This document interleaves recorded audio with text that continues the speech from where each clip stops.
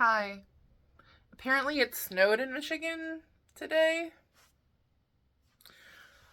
Something I want to address while simultaneously not needing to. I physically, emotionally, energetically identify as a hoarder. And I wanted to talk about it a little bit because I've noticed that in the content I'm watching, this like minimalist cleaning genre, a lot of people are using hoarder in the title. And I'm not here to gatekeep hoarding. Like, I'm not. Hoarding is a spectrum. However, I wanted to talk about it in like this like mental capacity. I'm going to be completely transparent. I am undiagnosed ADHD. I am undiagnosed OCD. Like, these are things that I know about myself that like manifest. However, they are undiagnosed.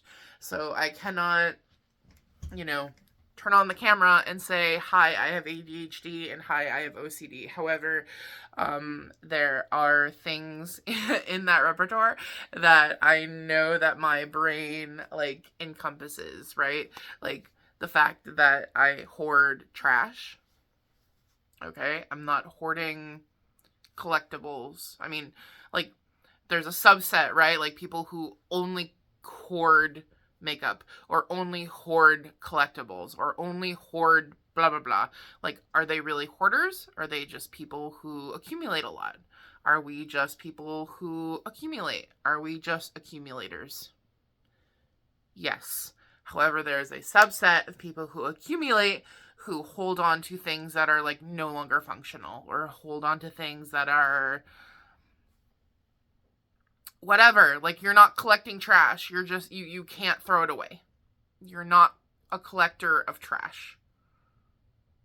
I mean, like, you can be. Like, that's a part of my art, right? Like that's like the art that I want to like exude in the world of like,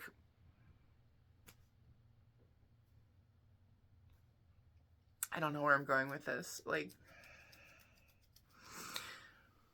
you can be a collector of trash. However, like, the societal like viewing of that is like, you're not a collector of trash. You just can't throw it away. You are a hoarder. So in mainstream like societal, like, we're talking about like DSM-5, right? Like, we're talking about like clinically diagnosed hoarders. Like, you're not a collector of trash. You just cannot throw it away. I am a collector of trash. I also cannot throw it away. And I don't know why. I really don't. Because I should be able to throw away trash. For me personally, I have to categorize it. And it's the categorizing of it that like holds me back. Like, physically holds me back from throwing it away. Like, I just pick up a random object and I'm like, is this trash? Is this recyclable? Is this something I could donate? Is this something that I even use? Is this, like, what is this thing? Like, just picking up one thing off of the floor, what is it? And so if I see it in multiple categories, then I'm fucked, and then I leave it on the floor. Like, yes, it's trash. Also, I could wash it and it could be recyclable.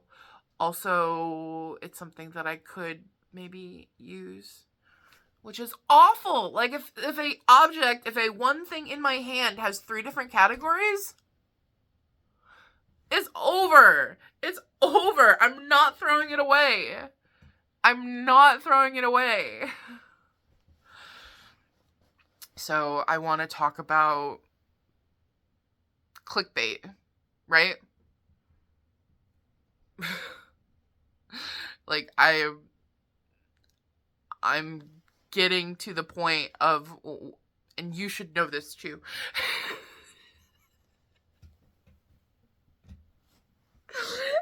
Don't look at me. I am imperceivable. Don't look at me. of really wanting to dive back into like showing my hoarder life and showing the things that are real and the categorization of that. Even like, which channel do I put it on? Do I put it on the channel where I have other hoarding stuff? Do I put it here because I have more of a following now? Like, what? Just the categorization of the thing is so mentally like locking. Like, I feel so in jail right now by my brain. So, ultimately, this ain't clickbait. Hoarding. This ain't clickbait. Is the title. Because, like, I can show you some trash. And I probably will.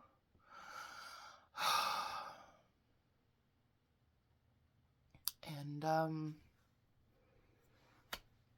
like, being vulnerable in a real way is always confrontational. It's always going to be confrontational because you're contemplating the state that you're in and you're processing through it because you're challenging it.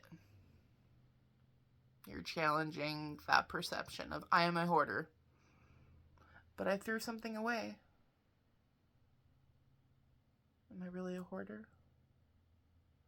Like, challenging that perception, that self-perception, is what's going to motivate me forward. And I think that's just something that, like, our brains use daily. Of, I am not a caffeine drinker, therefore I will not drink coffee. It's just like changing that mindset, especially when you're in an area that you're struggling. But I plan on continuously talking. I don't think I can I don't think I can turn it off at this point.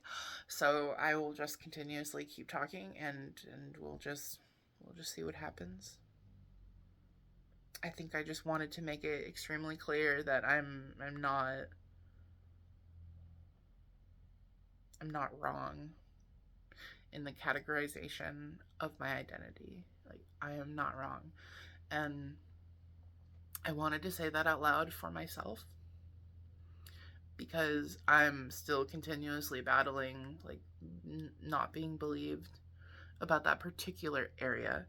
And I had to visually show my therapist. Thankfully, I have virtual, because otherwise no one would see my home. No one would see what this looks like. I was like, do you want to see what I'm dealing with? Like,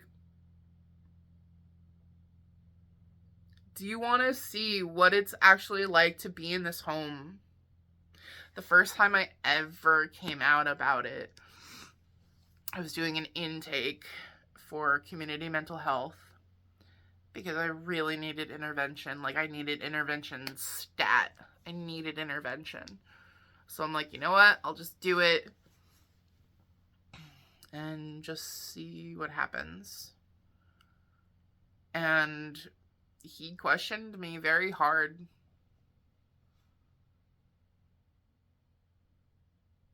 And,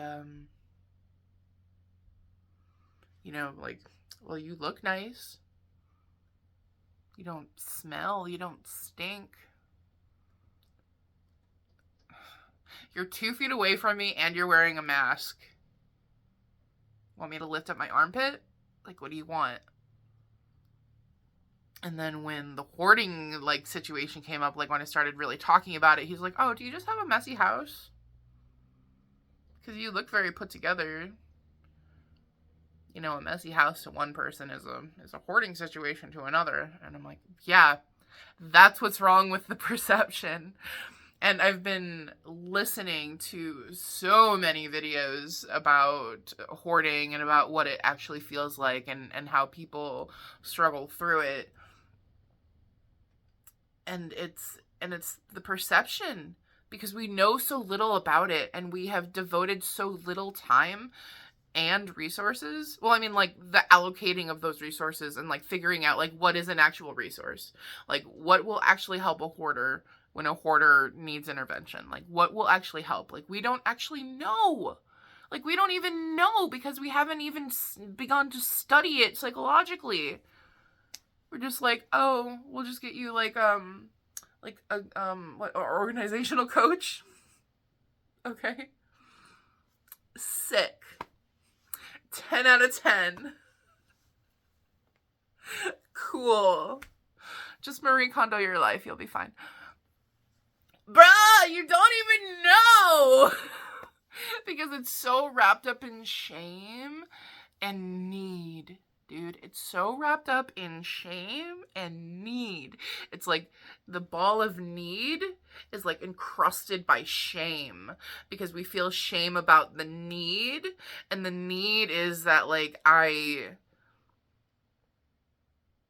man, and the need is different for so many people, right? Like, but to pinpoint my need was to know value and to understand value, because if I understood value, I wouldn't have a cluttered home. I would understand what I value and what I need and what I'm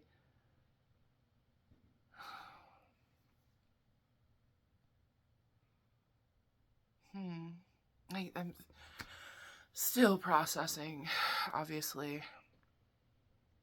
It's like, what is that core need?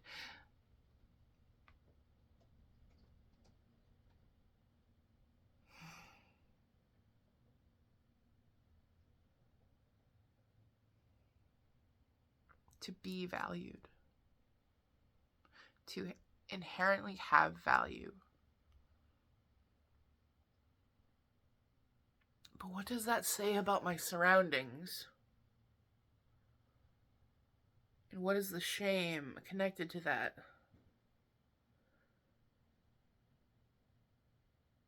Because I think for me, it's irrational. I think that little ball that's like been like fossilized by the shame.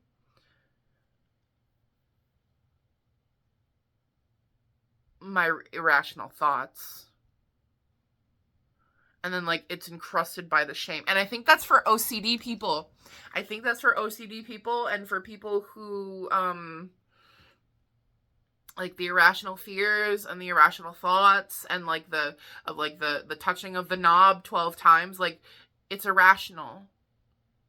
Like that's the perception of other people, and like that's ultimately the reality of like if like, you know, it's like stepping on a crack, right? If you step on a crack, your mother isn't going to go to the ER. It's an irrational thought because it's not correlated. You know, it's not cause and effect. So that part of it, yes, is indeed irrational. So then like the perception and the shame that is encrusted upon that like that bubble of the irrational thought like solidifies it. Because I even, like, those are memories that I have even as a child of, like, not being able to go to sleep because I had no idea where like, a very specific necklace was. I'm like, I don't know where that thing is. And I can't go to sleep until I know where that thing is. Like, where it exists. Where is it? Not because I wanted it.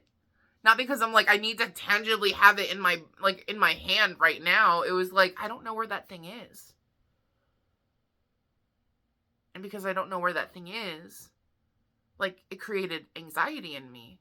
Like, that is an irrational thought. Like, that is an irrational thought. So then, like, the core memory of that is like, go to bed, no one cares, right? Like, go to bed, you're like 12, go to bed, we can find it tomorrow, or like, whatever, because I don't even know if I may have actually articulated it, because, you know, you get to the point with a kid when you're like,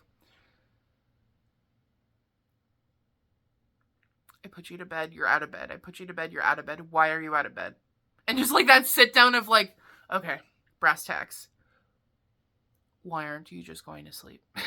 And I was like, because I don't know where my necklace is. And they're like, what? Go to bed. Like, so irrational, dude. So it's Like, I just live my life through these series of irrational thoughts, like, unable to categorize them. Cool. Bye. I got cleaning to do. Go wash a dish, man. Just go to your sink, wash one dish.